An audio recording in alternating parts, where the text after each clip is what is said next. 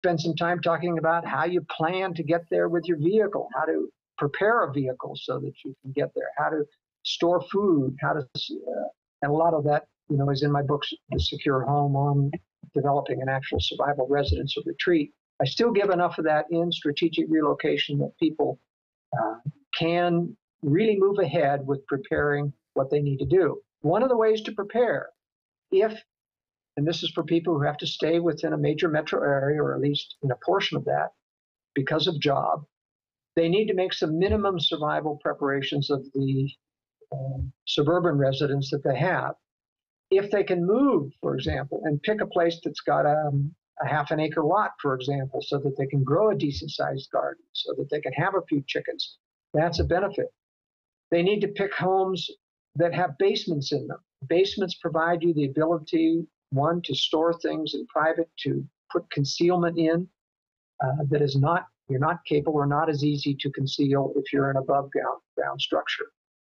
I like to see people even remodel, add a basement if they don't have basements in an area, add a basement under a remodeling. If there isn't a normal basement in the house, it can actually be advantaged to do a basement under a new addition, because no one expects there to be any basement at all if there isn't one under the main house.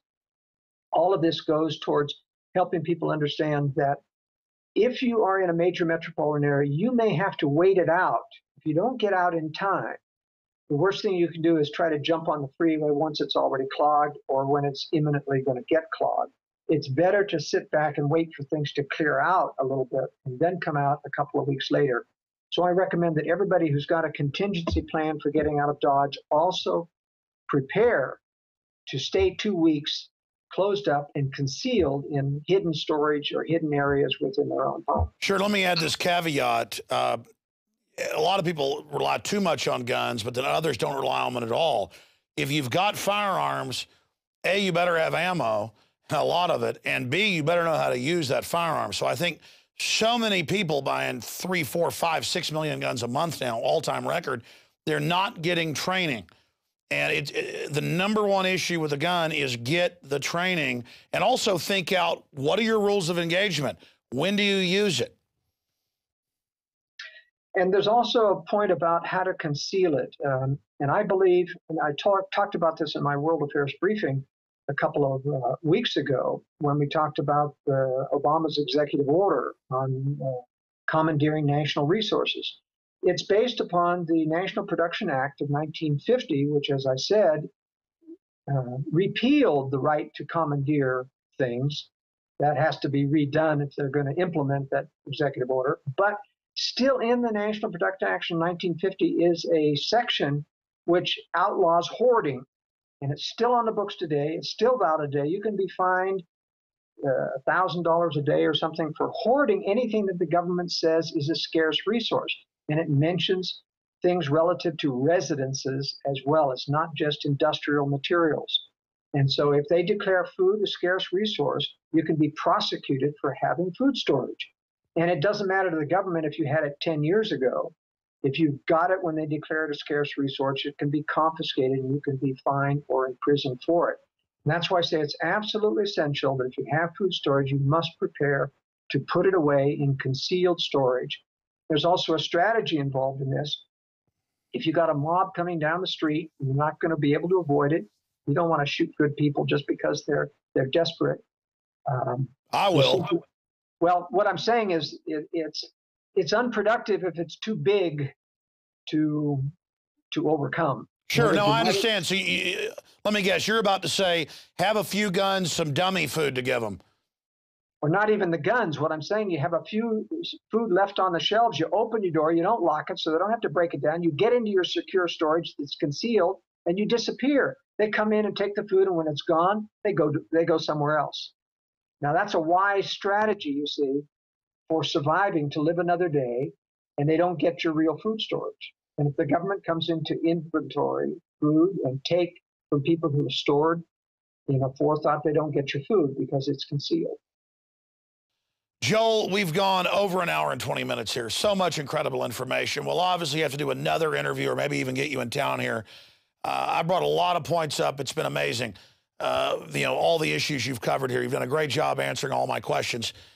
In the 10 minutes we've got left here on InfoWars Nightly News, what are other important areas you think we should cover? I mean, obviously, people need to get the book right now at InfoWars.com. They can also call 888-253-3139 during work hours to get it.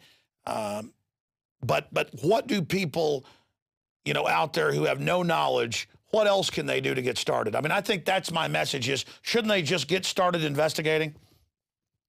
Well, they do need information and knowledge. And my book covers so much territory, and there's a lot more that has to be done relative to securing their home once they get into a safe location. But in this last 10 minutes, let me give people some general guidelines of where to go in the 6 different regions of the United States where they have the best chance of finding safety and what the liabilities of each of those recommendations are. Let's take the Northeast first. The Northeast, you've got choices of going north and west. And west is a problem because you've got the Appalachian Mountains. Now, a lot of people feel like you can go north into New Hampshire, Vermont, and Maine. And one caveat about that, even though that has some very real possibilities, those have cold winters. They have a lot of bugs in the summertime, which you have to learn to deal with. And you've got to deal with the Boston crowd, which is going to prepare to go north as well. And so getting from any of those East Coast regions up to the north, you have to transit all of these population corridors. But let's suppose you have a retreat out there. Just remember, as a caveat, that once the crowds and refugees start to leave the New York, Boston area and flow west, you're cut off. In other words, you can't ever get back further west. If you've chosen to go northeast, you're going to have to stick it out there.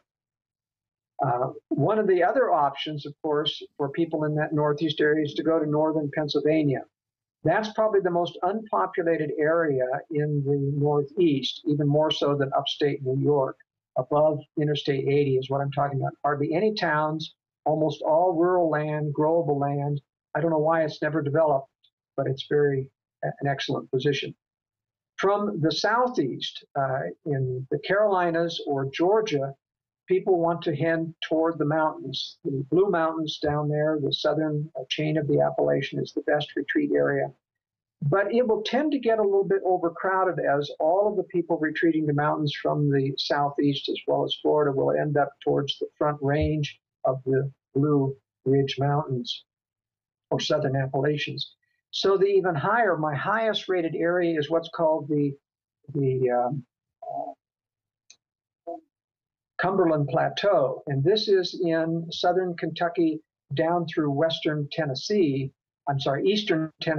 The Cumberland Plateau is a 1,000-foot high plateau that most of the people live in the valleys around this plateau. There's very few population up above, but it's forested. It has good growing capability. Generally speaking, when people are retreating and come through the Appalachian Mountains into Tennessee and the farmland in the valleys, they'll look at these 1,000-foot escarpments leading up to the plateau and say, no, I don't want to climb that. And that's why I think that in the East Coast, the highest safety rating goes to that Cumberland Plateau area, and that's generally north of Chattanooga, Tennessee. We do have to watch for the Knoxville area, which is east of the plateau, because that's got a major nuclear target there, as well as government underground infrastructure in that area. When it comes to Alabama, Mississippi, and Arkansas, the Ozarks area in northern Arkansas and southern Missouri are the preferred areas for retreating in that part of the land. I was about to, an hour ago, bring that up. We have government facilities posing as civilian homes there in the Ozarks. That's even been in the news. These giant armored castles they're building with underground connections and things. That's actually, made it into the news. All these billionaires right in that area of the Ozarks digging in. That's right. These are people who have had government connections.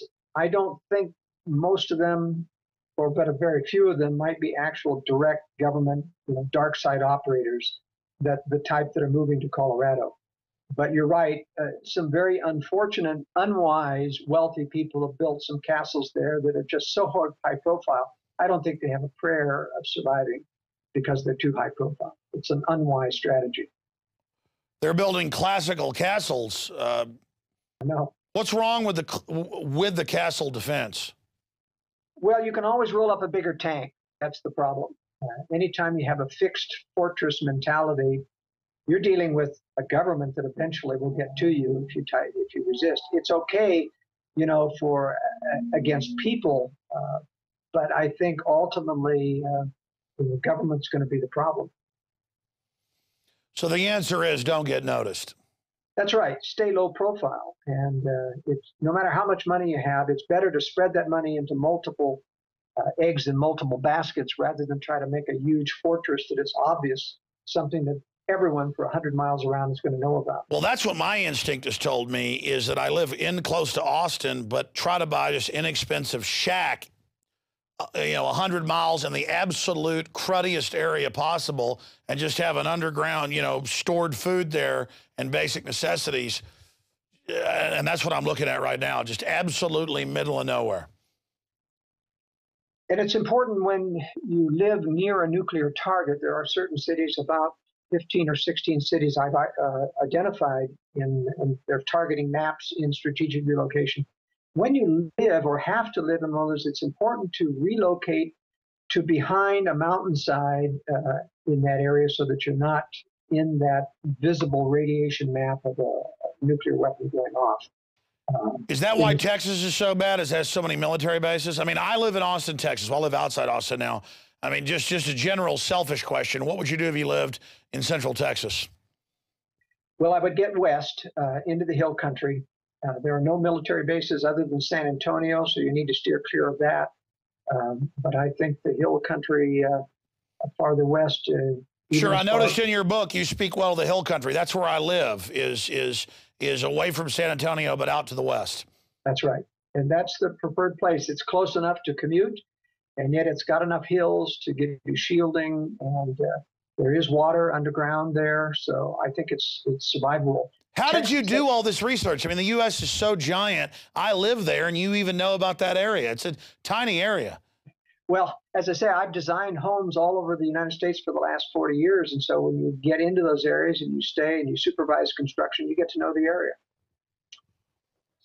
But again, I've got a little place right outside town, only 25 miles or so. My gut tells me, well, perhaps you can privately consult for me of where maybe even 50, 100 miles out, I can have a real place to go hide out at if everything collapses.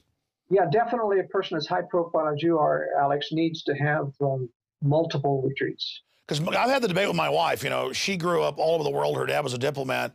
And she goes, I've seen tyranny. I've studied it. And she also took political science. And she's like, should we get out of here? And I'm like, look, as high profile as we are, stand and fight. And I've sold her on that idea. But plus, it's the right thing to do. But at the same time, if I'm cut off communications-wise and can't be on the air or the internet, there's no point. I've got to then disappear.